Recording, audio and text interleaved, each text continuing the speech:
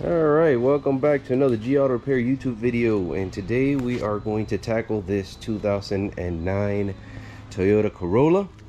And if you recall, this was from a previous video where we did some troubleshooting with the mass airflow sensor.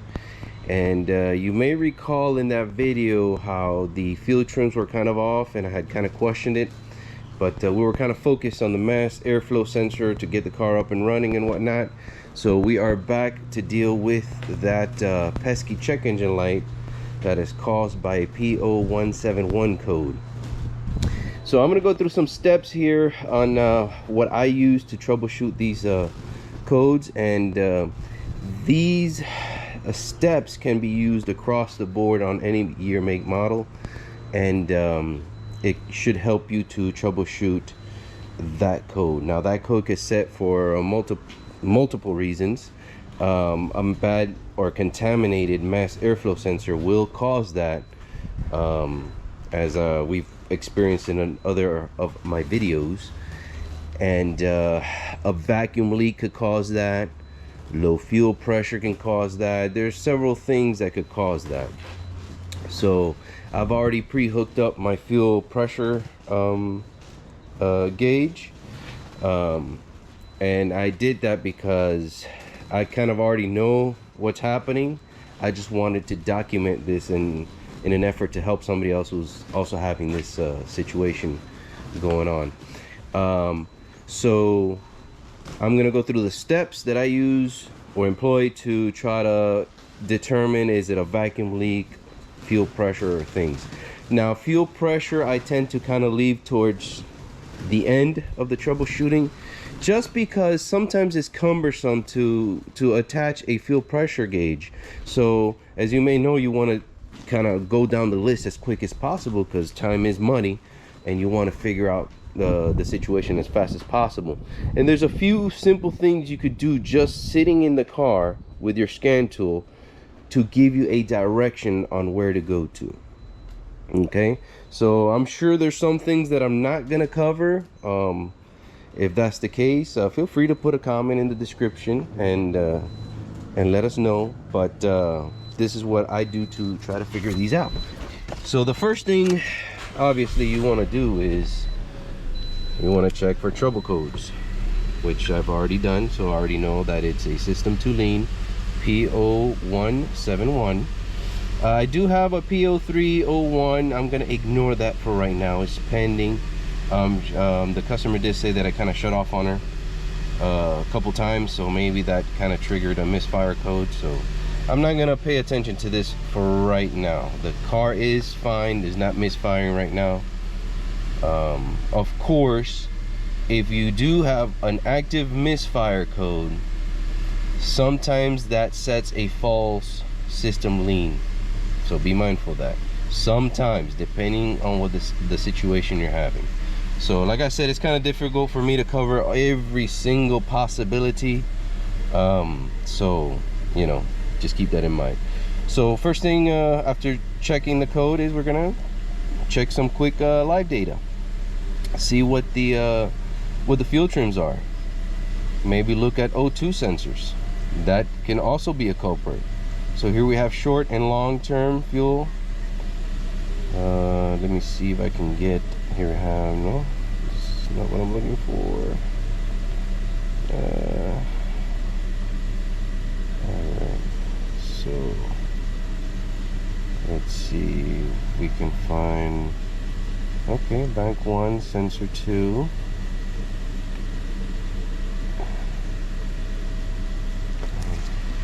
Turn off the AC for right now. Okay, so this is gonna have an air fuel ratio sensor, which kind of works different than traditional O2 sensors.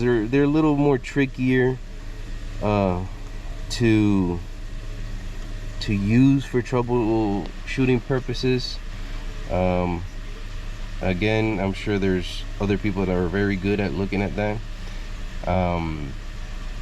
I always tend to have a bit of an issue, but I sometimes use the bank 2 to kind of give me a good idea of where to go. So as you can see here, the bank 2 is at 0.05 volts, so that seems pretty low if we were to graph that. Let's change this to 0 to 1 because that's the operating range, and we can see we're all the way lean at the bottom, and it kind of stays that way.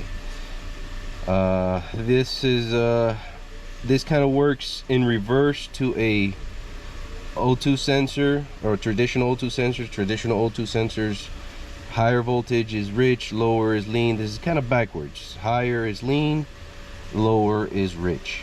So let's just graph that for now anyways. But this is what I really wanted to look at right off the bat.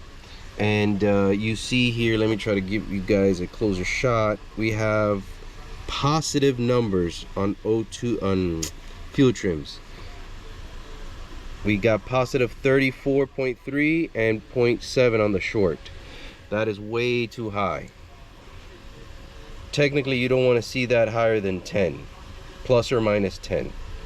Now Toyotas, they tend to turn on the check engine light once it passes a total fuel trim of plus or minus 25, if I recall correctly. I could be wrong on that, don't quote me, but I think it was a pretty high number, but keep that in mind.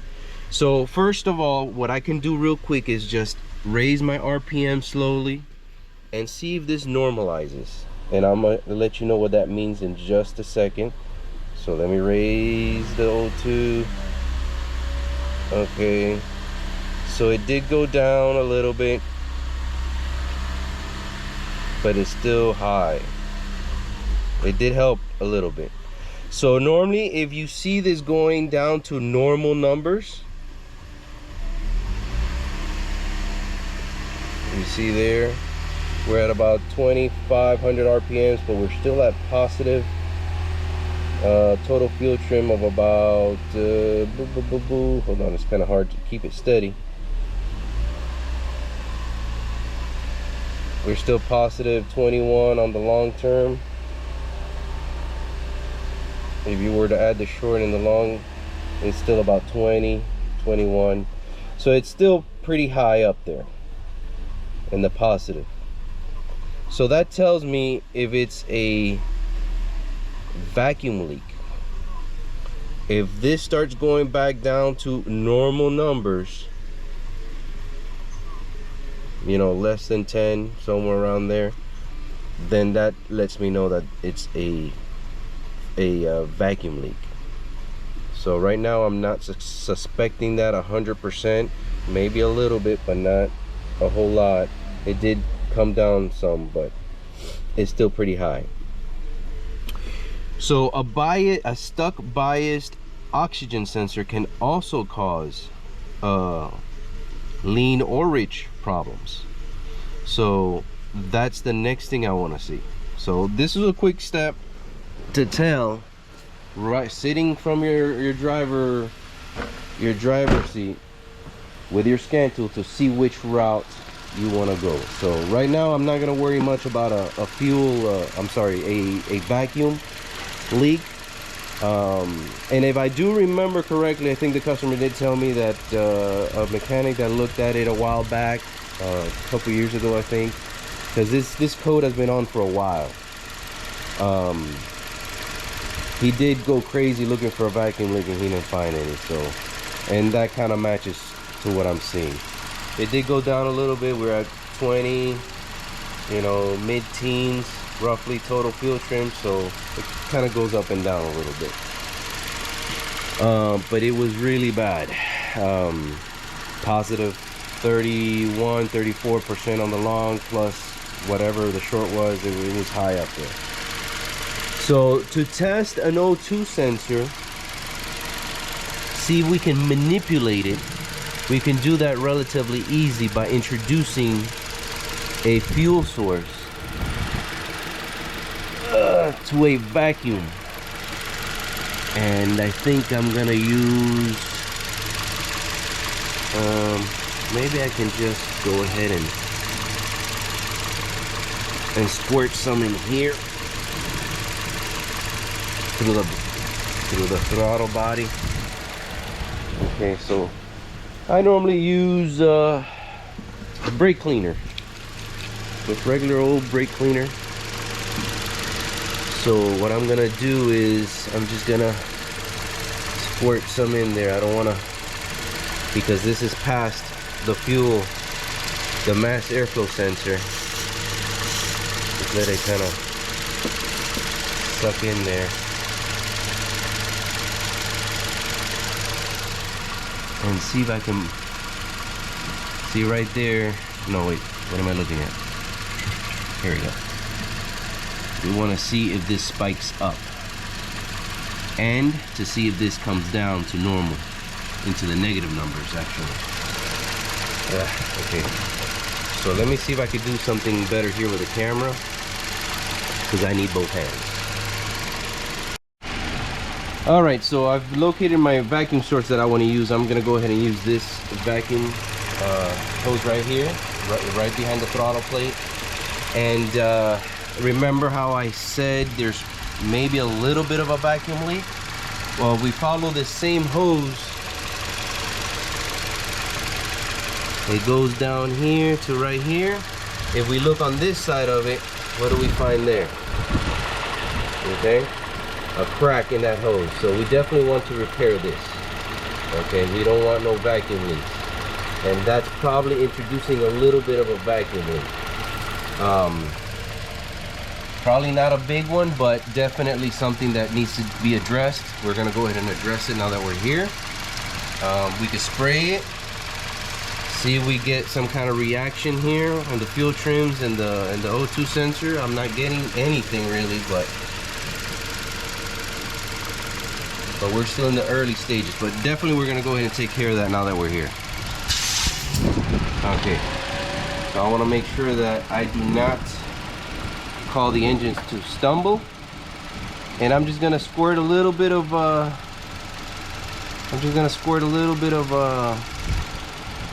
brake clean right there. All right, you guys saw that? See that dip right there in the air fuel? Look at my fuel trim numbers now.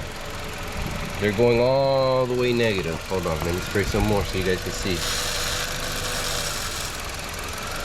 Look at that. See that? Look at my so that tells me that I'm able to manually manipulate the O2 sensors rich. So that tells me that my O2 sensors are working. They're not stuck biased. Now if I were to spray this and it does nothing, it just stays stationary, I can start to suspect a fuel, an oxygen sensor problem. But see, I can manipulate it.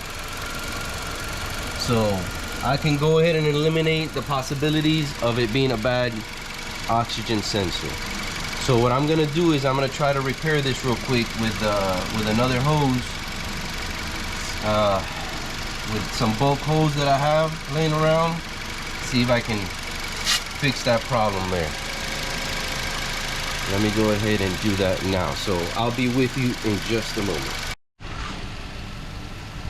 All right, so as we can see here, I went ahead and repaired that bad hose just with some bulk hose supply. I was able to make a good curve here, so that has been fixed. If we look at our fuel trim, that actually doesn't look too bad. It lowered down to what I would say a total fuel trim of 12, positive 12 or so. So not too bad at all.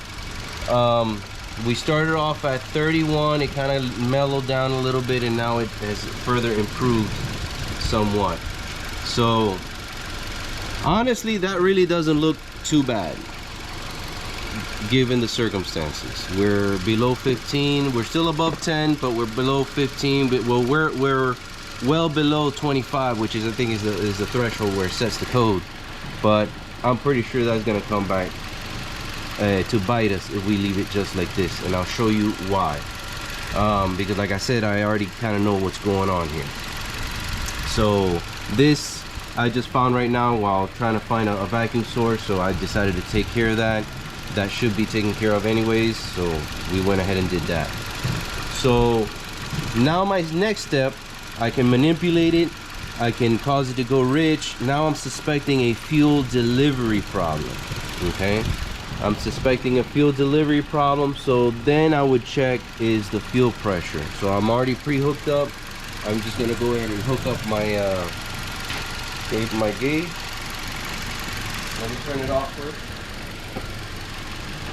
And if you give me a few minutes, it should be ready. Okay, so we're back. I went ahead and hooked up my fuel pressure, and look at what we got. We got about 35 psi, 35, 36 psi. The spec is from 44 to 50. That's what our spec should be. Now, as this engine, when you get on the highway, you're under load, is consuming a higher volume of fuel, I'm pretty sure this starts to drop as well. And then that's when you start having issues with, you know, hesitation, and maybe even when you're trying to shut off because it doesn't have enough fuel to sustain itself under higher load. At idle, it's probably more than enough, but not enough to keep it. As we can see in the fuel strength, we're still in the positive. You know, we're still positive. Positive 20 long, negative 6, 7, 5, somewhere around there on the short term. So if you were to add those, you're still about in the mid-teens positive. Remember what I said, you want to try to keep it below 10, you know, in a perfect world anyways. Sometimes it's not possible. So I already know I have a fuel pressure problem. Depending on what system you have, okay, there's other things you want to check. This is a returnless system. On a return type system, you have to worry about most of the time they put an external fuel pressure regulator. That could have gone bad. You're not sure, so there's other steps that need to be taken. In this case, it's pretty straightforward. There is no return line, so it's only one line. You hook up in series with your input line, which goes to your fuel rail, and that's it. If you have a return, you would have another line on the other end going back to the tank, and normally that's where they put the fuel pressure regulator. We don't have one. We do have one, just not out here. Externally, it's going to be built into the assembly. So you can have a clogged filter media in there, you can have a bad regulator, you can have a bad hose internal because they're plastic, they crack, you can start losing pressure that way. You know, there's several things that can happen that can cause a loss of fuel pressure, but it's all built into the unit, and most of the time you just change the whole entire unit and you're done with it. You're gonna get your fuel pressure back up. I know there's some areas where they just want to replace that one little part that's bad, and you know, it costs $10. You replace it and you're good for a while until something else breaks. Here in the US, you knock it out and you're done. Forget about it. You know, you're done. That's how it's operated here. It's quita y pum. Yeah, you're done. You take it out, you put a new one in, because what happens, you change that one little filter, that one little part, you know, 2 months later the pump fails. Now you got a pissed off customer because now they gotta pay the tow truck coming back. they gotta pay the downtime. You know, it becomes a whole thing. So let's just go ahead and put a whole new unit and forget about it. It's a fugazi, forget about it. You know? You know? So I think we get the point. Let's go ahead and like I said, I already knew more or less what was happening here, so I'm prepared. Our fuel trims has actually improved some since we've been sitting here, but our fuel pressure is still low, so let's go ahead and take care of that. Alright, so after much difficulties and tapping it with a hammer and a chisel, I finally got it to break free. This took like half an hour. And breaking I don't know how many tabs. The thing is that these things are plastic. They're made out of plastic, and you know, they're not as whatchamacallit,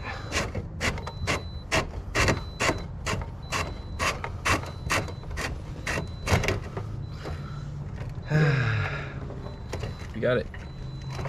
Nice. These things get stuck. Make sure it's not cracked or anything. If not, we'll be having to buy a new one. All right.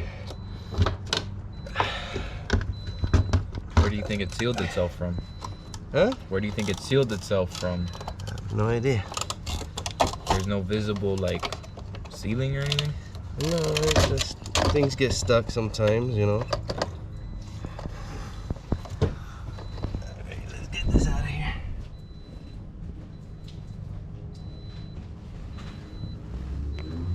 Okay, so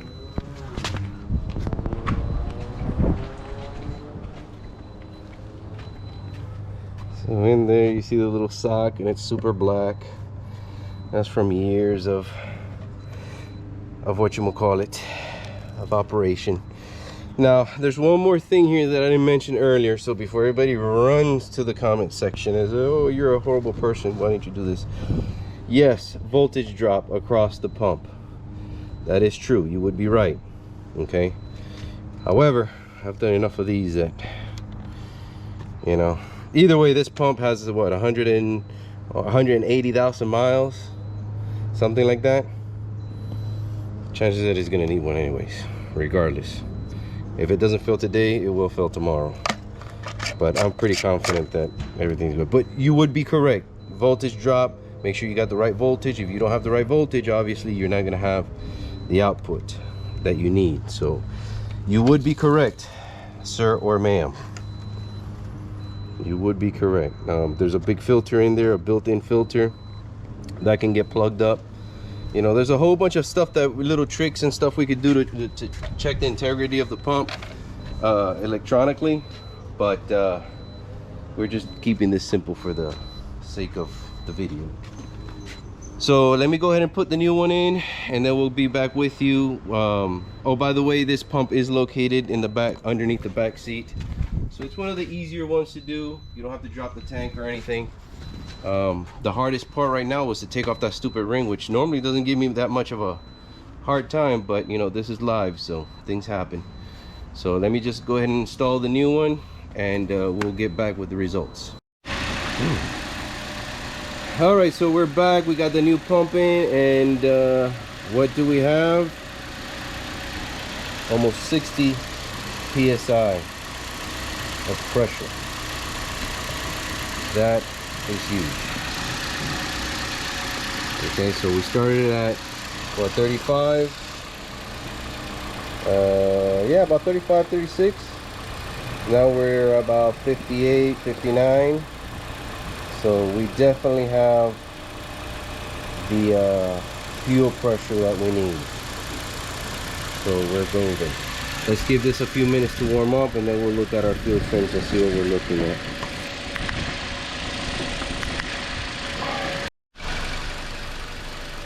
All right, guys, so it's been warming up here for a couple minutes, not too much, just a few minutes, and let's take a look at our fuel trims now. Look at what we have. -9, -10 on the short, the +11 on the